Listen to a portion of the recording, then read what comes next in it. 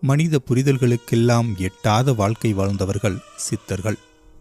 மதம், மொழி, இனம் ஆகிய பாகுபாடுகளுக்கு அப்பாற்பட்ட இவர்களின் இருப்பே அந்த சூழ்நிலைக்கு ஒரு மகிழ்ச்சியை கொடுக்கும். படித்தவர், படிக்காதவர், பணக்காரர், எளியவர் என அனைத்து தரப்பு மக்களுக்கும் ஒரு தாயாக, தந்தையாக, சகோதரியாக, குருவாக, நண்பனாக, வழிகாட்டியாக விளங்கிய எண்ணற்ற குருமார்களில் வாழும் காளி என்று வணங்கப்பட்ட ஒரு பெண் சித்தர்தான் ஸ்ரீமா ஆனந்தமயி. பிருந்தாவனத்தில் கிருஷ்ண பகவான் வாழ்ந்த காலத்தில் அந்த ஊரே ஒருவித பரவசத்தில் இருந்ததாகச் சொல்வார்கள். அப்படிப்பட்ட ஒரு சூழ்நிலையைத்தான் ஆனந்தமயி வெளிப்படுத்தி வந்தார்.